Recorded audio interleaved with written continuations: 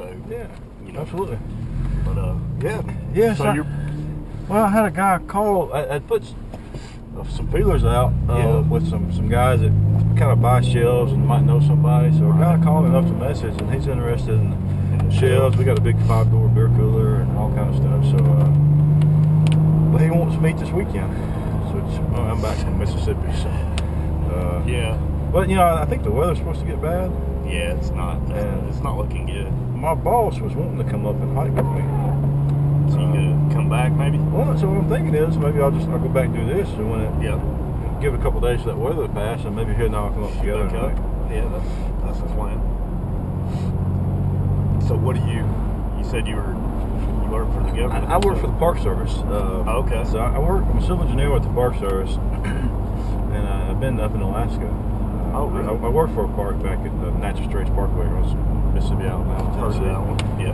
But I've been doing a detail up there, and I put in for a permanent transfer. That it would have been for the shutdown. I probably would have known something by now. But, right. And there ain't no sign of that. Yeah. Wrapping up, is it? Yeah, I kind of thought. See, I'm good. So personally, I'm good. But a lot of people I work with aren't as fortunate as that. And, our paychecks are so it'd be like this Friday. And I figure with payday coming up and rent, mortgage, first of the month, I really thought they might try to do something this week over the weekend. God, it's so ridiculous what's going on. Dude. I mean, it's just two people squabbling. It's politics. It's affected. It's not about the wall at all. It's about politics. That's all it is. Their whole thing is if Trump gets the wall, he'll get reelected. If he doesn't get it, he won't get reelected. That's what it's come down to. Yeah, that's It's nothing about security or border patrol. It's nothing about helping the daggum people either. You know what I mean? Yeah. It's not about doing what you were elected to do. Serve the people. I tell you what, a couple days out here, it's been kind of nice to get away from all that. I bet it is. Yeah. It's just. No, it has a way when you get out of the woods, man. It'll change you a little.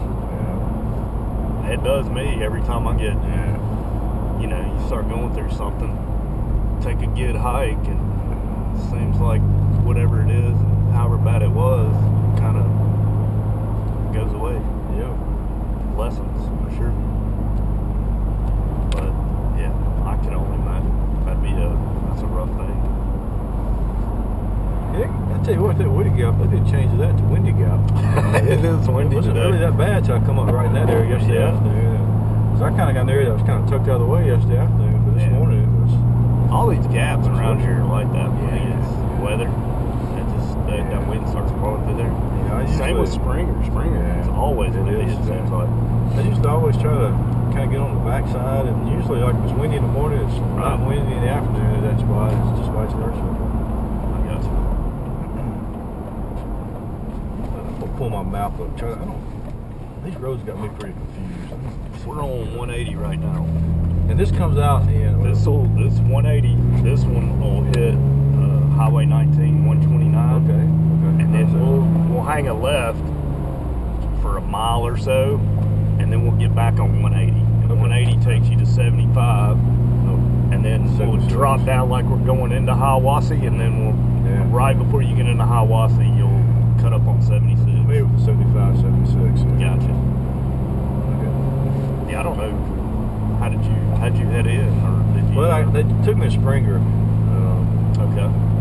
And it's about a 2-hour route. It's a good little drive. It's a drive to Springer for sure. I mean, it's about an hour from Woody. Okay. And a lot of it's the roads. Yeah. Like this road right here is extremely windy. I used to live in Mountain City. Okay. And I used to tell people like that Blue Ridge between there and Asheville, the whole time I was there was closed for a landslide or something. Every time I get ready to open, something else happened. So it took forever just to get around everything to Asheville. Yeah. And I just mentioned I worked on the Parkway, so they do a detour there. It's like 160 miles out of the way, or something like it took 2 hours. Well, they've got a bridge up here that they've been talking about having to redo right at Lake Winfield Scott. Yeah. And it's been on the books for years now to get fixed, but the problem is there's nothing you can do. You can't detour around this road. so they really don't want to cut it. They don't want to close it. So, and so on our parkway, we have to do a closure or something. It's a 15-minute detour. People complaining, "Are you kidding me?" yeah, right. 15 minutes. The other ones I feel bad for are the cyclists. You know that because it's not as much the time. It's a lot of times you dump them off on the road that really doesn't need to have bicycles on it. Yeah. So we try to work something out with them. But 15 minutes for a vehicle to go around traffic. Yeah, there's a lot of guys come up here and cycle in summer, spring, when the weather's good. And there's a course they do called the 6 Gaps. Yep. I hadn't figured out which one they all are, but yeah. So you got there's a bunch of them that come up here. The Trail Hollow Challenge. You got the 3 state. What's the Saltone, Mount Metro? I guess it's North Carolina. There's one at Brasstown too. Like Brasstown and 2 other ones that do. Yeah. Brasstown's right over there. Yeah, a lady I used to work with, she manages a lot of the. This was 10 years ago. She manages a lot of those bicycle races. Like, puts kind of the planning and putting together around it. She's really good at it. They had a big one here over in the summer. It was a long race. I guess I say long. It sounds long to me. I've never ridden a bike. They still do the tour to Georgia? Yeah. Yeah, well, we're going to be through this area probably. Yeah, they were doing they had a film crew up here. They were filming down this road during the summer. It was pretty interesting seeing those guys riding around. So how long you been doing this? This is going on my 2nd year. Okay.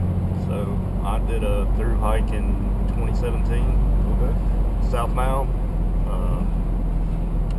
When I basically walked home, my wife and I were mulling around what I was going to do, and I had a few job offers sitting there, but I would have had to get back into Atlanta. Yeah. And so, well, we got this idea, and so far it's been good enough. Good. Well, I through hiked in 2010. Oh, did you? Awesome. And I was in resort development before that. Civil engineer, like I said. After that, I was like, I don't want to do that. Maybe I'll work for the Forest Service and Park Service, and just so happened that this opened up. That's awesome. 11 miles from where I grew up. So things just worked out. And then you ended up going to Alaska? Well, I've been there. I do a lot of stuff like small parks that don't have engineers. I do a lot of hurricane stuff. Okay. Like I spent my summer in Puerto Rico. Golly, how bad was that? It's bad. Don't get me wrong, it's bad. Yeah. Virgin Islands too. I was in Virgin Islands quite a bit. But what really hurt Puerto Rico when I was there was the bad publicity. Instead of getting 3 or 4 cruise ships a day, they're getting 1 cruise ships a day. So the hotels, bed and breakfast, downtown, Old San Juan, penthouse, overlooking the entire old town. Yeah. That would typically be like $400 a night. Yeah. You get like 120, 130 a night. Wow. There was nobody there. Restaurants, couldn't hire as many people and have to work longer hours to make things meet. That's really what was hurting when I was there. Don't get me wrong. They really completely rebuilt their infrastructure. Their electrical grid, what all they've done there is absolutely amazing amount of work they've done. That's cool. Yeah, you hear, all the press that you got was that it was just destroyed. And not one of those is going over and see what it's like. And don't get me wrong, it was bad. It's really, really bad. Yeah. But they talk about 7% of Puerto Rico doesn't have electricity. Well, those 7% of the people are never going to have electricity. Their houses are gone. They can't get permits to get it. Gotcha. But yeah, it was bad. Don't getting around that. Virgin Islands is the same way. But Virgin Islands, when I was there were people coming back, volunteering, locals volunteering, and just opening up trails, opening up roads, just so proactive getting things done. That sounds awesome. Yeah, I was in Virgin Islands right after the hurricane pretty much. I'm pretty impressed with all of it. I couldn't imagine going through something like that. So what, on your through hike, 2010? Yeah. What was your impressions? I really liked it. I tell people that, I've never been crazy with money, but I ate out more than I should. I spent more money than I should. I saved money, but I didn't save like I should. And I had a new bike come out, I'd buy it. New skis, buy it. Gotcha. And so after hiking the trail, you get everything that you think you need. Right. By the time you get to Neal's Gap, you're sending about eight pounds back home. You're like, okay, I guess I can do without this. Right. But you do that for 6 months, and you get home, and like, why don't I have this? I'm never use this. Pack up, take it to Salvation Army and donate it. And 3 weeks later, you're doing the same thing. And you just really realize that simple life is so much more enjoyable. I have got 40 acres there at my place. I've got a little off-grid cabin, greenhouse. I grow. This year, because I travel so much with hurricanes, I haven't got to do as much, but I grow for the most part most of my own food. Okay. But like I said, this year with traveling, I just didn't be able to Right. like to. Yeah, here's that bridge coming up. Oh, okay. I'm telling you about it. It's such a hairpin turn right here. They're trying to make it where it's safer because you literally have to stop. Yeah, the alignment's pretty horrible. Yeah, it is. So and that bridge it's never been replaced. So it's almost whenever it was built. Huh. Wow. So yeah, they're wanting to change that. And what lake is this? That's Lake Winfield Scott. That's a National Forest Service property right there, Lake Winfield Scott. They got a nice campground down in there and everything. And you've got a couple of trails that actually lead up to the AT. You've got Slaughter Creek that goes up, and then you've got Girard Trail, which leads to Girard Gap right there. You can actually J-E-R-O-D, Girard. Yeah. I can see. And then you can actually come off right there if you're on the AT, because it crosses Girard Gap. So you actually cross a Forest Service road. If you hang a left and stay on that road, it'll come out to a gate that's gated right there. And so you can get picked up right there. Cell-covered zero. Cell-covered none. Yeah, well, that's one thing I was kind of worried about where I was at. I wasn't looking forward to going over Blood Mountain with the wind the way it was. You know, it kind of died down, and it looked like it was going to die down. So yeah, it's been nasty the last 3 days, really. Yeah, well, it started, I guess, that night. And like I said, once you get out of the wind, it's not that bad. And you just, I was ready to get out of the wind today. Yeah.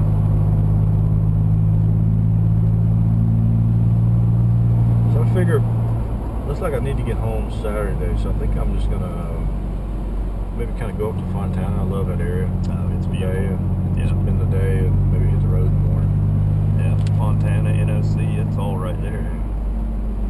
I love the NOC too. That river's beautiful. Yeah, you know, it seems like I'm always north of there or south of there. I've spent very little time at NOC. Bryson City, have you gone in there? Yeah. That's a nice little town. Last year, during Thanksgiving, I did Benton Mackay. Yep. Kind of from Fontana, basically Lakeshore Drive Trail. And then I cut out to Cleveland and then back down the AT, just big, I think it's 84-mile loop. Yeah. And I tell people hiking the AT, the Smoky was great, don't get me wrong, the ridges are great, but what I really like is the mosses and the creeks and the low areas. See, they got my heart. I grew up in Tennessee. Where in Tennessee? I grew up in Nashville. Okay. Went to school at UT in Knoxville. Yeah. So I was up in the Smokies a lot. And then my wife, she grew up in the Smokies, so she grew up in Sevierville. So we're always going back. And I spent 4 years in Loudon. So. Oh yeah. The Greg Norman golf course there. Yeah. Project manager for it. Wow. Yeah, we actually when I was younger, we lived in Maryville for 4 years. I think we moved when I was 6 to Nashville. So yeah, it's an awesome spot. Yeah, Maryville is probably huge my favorite now. part of that area. Oh my goodness. They're probably there in Townsend, I guess. Yeah. I really like that area. Yeah, my brother-in-law and I were supposed to do a big hike up in the Smokies a few days after Christmas. We were going to go. We had a reservation to stay up at the shelter Mount Lacan. Yeah. And those winds kicked up when they had like 70-mile-an-hour gusts. And actually had a lady and her family hiking, and she ended up dying. She had a tree fall on her. So that's so scary. I tell people, I pay considerably more attention now than what I used to when I was camping. Just looking for window makers. On the Parkway, we had some tornadoes come through in 2011, and her daughter, or a girl, and her father. 2 o'clock in the morning, the tree fell. And just really pay attention. You can't always tell. Right. But there's been a number of times where I've sit up, just not paying attention, and sit there and cook a meal and I look up. I've done the same thing. Top of the tree's dead, I didn't really put much into it until living up here for the last, going on 2 years. Because when you get those winds, now, you see all the trees that get blown over, especially if you got a lot of rain. I was going to say, just like this one. Yeah, there's been several times, going down the service road or one of those, and next thing you know, you can't go anywhere. Trees laying across it. Well, I don't know. I will say this: I was surprised on the trail there wasn't more trees now. Yeah. It seems like during the winter when trees go down, and it's more spring when you volunteers are back out clearing. Right. The trail was in really good condition for the most part. They did a lot of work in 2017. Right. Well, they did it. They had a lot of people come up because Irma took down over 200 trees, which was unbelievable that they had the trail cleared in a week. And then I think because you had so many trees down and so many people out there, they realized, hey, we need to do some maintenance here and there. Well, you got a pretty good trail. Not SCA, but it's like an affiliate of that right here in Chattanooga.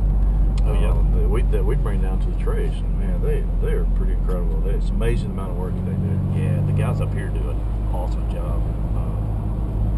I really wish I'd have known more about that when I was in college. Yeah. I think I would have probably done that one summer.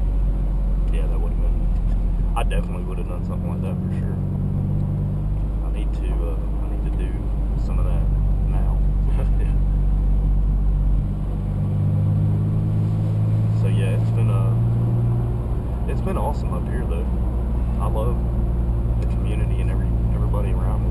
I'm glad things are working out. I guess your wife, she helps Shuttle, or she teaches. Okay, yeah. She's a teacher, elementary school teacher. She teaches special education. Nice. So, well, in Alaska, they have what they call expediters. Yeah. So like where our park is, the only way you can get there is by plane, and that's where most of Alaska is. It's very rural. So you call up these expediters, and you put in an order, whether it's groceries or hardware, or, building supplies, you name it. Yeah. And they charge 10%. So whatever the bill is, they charge 10% for that, and they carry it to the little private airstrip, drop it off at the whatever shuttle that goes back and forth to where you're at. And then where we're at, the airline charges 99 cents a pound. Wow. So it's just email them what you want, and a few days later it shows up. Yeah. Somebody asked me, it doesn't appear that you're close to anything. I'm like, no, we're really not close to anything. We've got a 30-minute drive, whichever way we go, to get groceries. And they're like, I don't know if I can do that. I was like, oh, you can do it. Well, now with Amazon, that's true. I mean, like there, you can't get a lot of stuff that we can get on Amazon, but you still get like dry goods, cans, and that kind of stuff sent to you. I got you.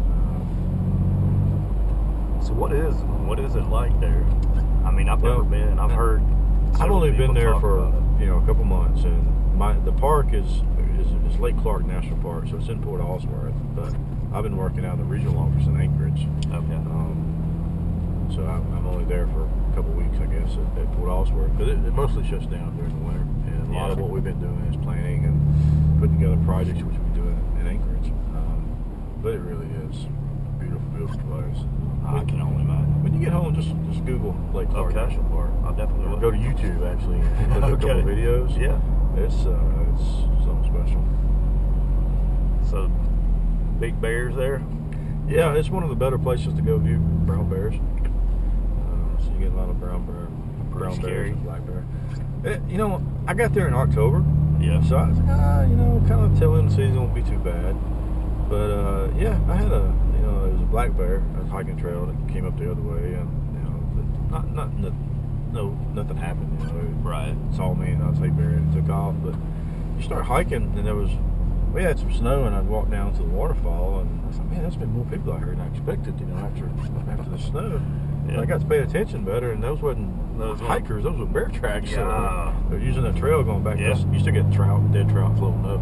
I got you. Or not trout, but salmon. Dead right. Salmon. That'd be the only thing out there that would intimidate me. Yeah. I mean, I'm sure there's a lot more out there that could hurt you, but you know, here we get the black bears. And they don't scare me. I'm pretty sure I had one come up on me last night. I heard something sniff.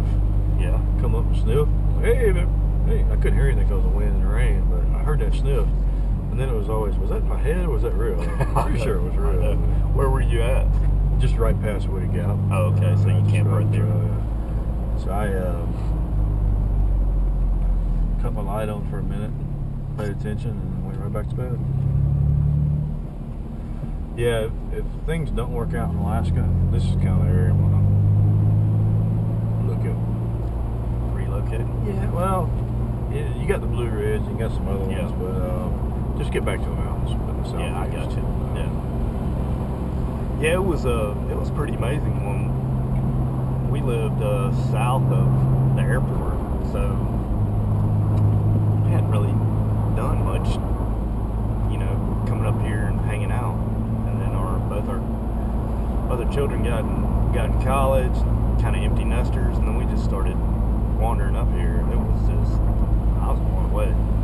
Reminded me a lot of, I don't know why it wouldn't. It reminded me a lot of the Smokies in that area. When you get into North Carolina, the western part of North Carolina is unbelievable. Yeah. I tell you what, that's southeast Virginia, western North Carolina. Oh yeah, absolutely. Very, very. When I say northeast Tennessee, people think of Knoxville. Right. No, I'm talking about northeast Tennessee. Yeah, I know what you mean. Yeah, you can still go another hour and a half northeast. The Rome area is awesome. Rome, Banner Hill, Blowing Rock, Boone. Yeah. I love Grayson Islands. Oh, they're awesome. Yeah, the Grayson Islands are one of my favorites. It's totally different too. It is. And it's awesome. It felt like you were in an old western movie when you were walking through there. Well, when I was there, and everything. I don't know. It's just wildflowers everywhere. It's so green with all the burning. That was awesome. Yeah. So I was hiking with a guy from Scotland. He's like, "Mom, this is more like Scotland than Scotland." Yeah, that's cool. Pretty place. It is. Did a golf course there right outside Mountain City, or right in Mountain City, I guess. Red Tail Mountain. And we had a photographer that was coming in doing some photos for us for marketing. And he does a lot of outdoor photography. When I was talking to him, he's the one that told me about Grayson Islands and that area. This was before the trail. So right. When I lived there, I spent a lot of time up around Banner the Elk Gardens. Okay. Anyway, it was a beautiful area. So what kind of put you into doing a through hike, or the idea of doing a through hike? Well, it's something I'd always wanted to do. Okay. And the real estate market had gone south, and I had money saved, and I drove over to Wilmington, North Carolina for a job interview. This was when I lived in Boone. So I drove over there, and by the time I get there, I get a phone call. I had my interview was the next day, and it was the office manager. He said, "Well, he's not going to be able to meet tomorrow. We won't know if we can reschedule it till after New Year's." I said, "Well, I'm already here now. Is he able to go to dinner or grab an appetizer or something?" And he said, "Let me check." And he come back. I said, "No, I'm sorry." So I turned around and was driving 6 hours back to Boone. And I'm not going to do this. I said, something I've always wanted to do. Money saved. Probably not going to be a better time than now to do it. Gotcha. So that's a spur of the moment, right? Yeah. But it's something I've been thinking about. And my thing was that it was getting out on trail whether I hiked the whole thing or not. I was fine either way if something came available. And the more I got into it, the more I was like, I think I'm just going to take this year and do this and find something to get done. Yeah. Best thing I've ever done. I agree. So many people say that, I can't do it right now. Best thing I've ever done by far. Like I said, it's one of those life-changing experiences where a simple life is more enjoyable. I still eat out some, but nothing like what I used to. I enjoy making my own food, growing my own food. Yeah. I don't need the newest bike now. I can do it what I got. I understand. No, that's it totally does. It does change everything. It did for me. Everybody I've talked to that has hiked it say the same thing. So I mean, it's got to be some truth in all of that. I mean, I don't know. I think we all reflect on it and realize how special it was. I think there's amazing. There's I don't know the right way to say it. I guess you got hikers like like me and probably like you, who going out to enjoy the trail, and you got others that's more like a race. I got to do this many miles a day, and I just wonder what kind of experience they have. I was pretty fast hiking it. Well, and I do long miles, but I mean the ones that like pass up all the, like this goes to a waterfall and they pass up the waterfall or something else, just to trying to get that. I hope they. I think looking back on my hike, that I did a lot of planning because I went south, but all my planning was Maine. I did not look anywhere else but Maine. My whole focus was, can I get out of Maine? You're reading how hard it is, all that stuff, and so it took my focus. And then I'm a overdo it kind of guy, so I had read so much about it in Maine that my mind shut off. So when did you start? I started the end of June. June 28th, and so I wish I'd have done a little more research around the trail to see what was around it, and that was my fault. But when did you finish? I finished end of October. Yeah, so you had when we're going northbound, we don't have that winter approaching us quite like you do. We have a little more time to do that, but starting in June and trying to get in for winter hits, I was just starting to get cold, just starting to hit. Now the guys that finish up in November, December, they're freezing. I met a guy, showed him into the Loniga, and he started his hike in October, and I was like, what? Southbound? Southbound. Wow. And he had, it was January. Did you skip anything to go back, or just straight through? No, he ended up having to skip the whites. I was gonna say, because of the weather. Yeah. And it dumped golly, I forgot what he said. Dumped a lot of snow and ice on it. So he's got to get back and hit New Hampshire too. I was gonna say, it's just like, it blew me away. I was like, that's cool. super impressive. It really is. Heck yeah. Not only that, the weather, but a lot of your supplies. Yep. Those places are closed. Hostels are closed. I would imagine. I just couldn't imagine dealing with just cold. I mean, I don't mind it, but when you get like being cold, when it's cold and it's drizzly like this, the wind's what gets yep, and the wind. Yeah, I had no problem hiking in the rain. I was one of the few guys on my hikes that were I was just like, no, I'm gonna hike, and people would look at you like you were crazy. The year we hiked, there was so much rain, and somebody had pulled a journal, and I think if I remember this correctly, we were 64 days in. Yeah. And it had rained 56 of those 64. Oh my God. Now it didn't rain all day, but right. If it rained just a little bit, it was counted. It was just soaked by fresh water everywhere. Yeah. It was so bad down here. Yeah, we got or I got rained on every day. I was going through it took me 5 days to get out of the 100-mile, but it was literally every day it rained for at least 4 hours. Just enough to make the ground all messed up. And then your feet were never dry, so you were constantly... my feet were destroyed going through there. Yeah, well actually mine were too. I had got in the winter, the spring, the summer, there was snow and ice whenever I started the trail. Yeah. But we had so much rain, I knew the fall colors were going to be incredible, and I came home for 30 days. And when the leaves started changing, I went back, and so I did about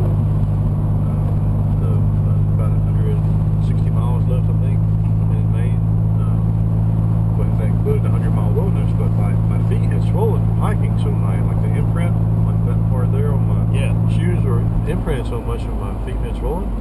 month later when I go back, my feet aren't swollen anymore. So now they're rubbing. And by the time I got to the blues, I had a big blister right there, and I was having to walk through it with that blister. That was miserable. So what made you get off the trail for 30 days? Well, I wanted to get the fall colors. I do photography. I got you. So, I wanted to get Sorry, I missed that. You're into kind of a little everything. That's I say really cool. I do photography. I enjoy photography. I'm not good at it, but anyway, I enjoy it.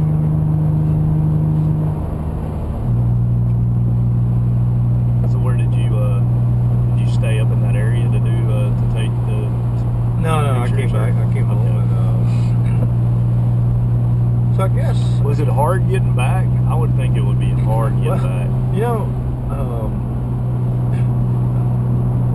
I didn't even look at flights. I said, I'll just look at a bus. I've never been on a Greyhound bus in my life. It was 48 hours. I'll never do that again. Yeah. So I went back and I looked, and it was like from Tupelo, Mississippi to, what's that town in Maine? Portland? Yeah. They had special flights, like $132 for a flight. Oh, wow. Yeah. I said, you kidding me? I said, that wasn't much more than my bus ticket. But was it when you came off? Was it? I mean, did you always know you were going to get back? Yeah, I had thought I would. I really wanted to kind of get something going on my career, kind of get some applications out. So I'm pretty sure that's when I put in for the Park Service job. Okay. But it takes so long. I've heard that from different people. Just a lot of my neighbors are retired Forest Service people, so you hear them talk about it, and it seems like those applications. So I put in, I'll say August. I'm pretty sure that's correct. Yeah. And I think it was January 1st that I got my offer. January 2nd, I got my offer. Right after New Year's, I got my offer. Gotcha. And then they have to do the security checks and all that, so it takes a little bit. So I think I started mid-February. Oh, wow. Yeah, that is a long process.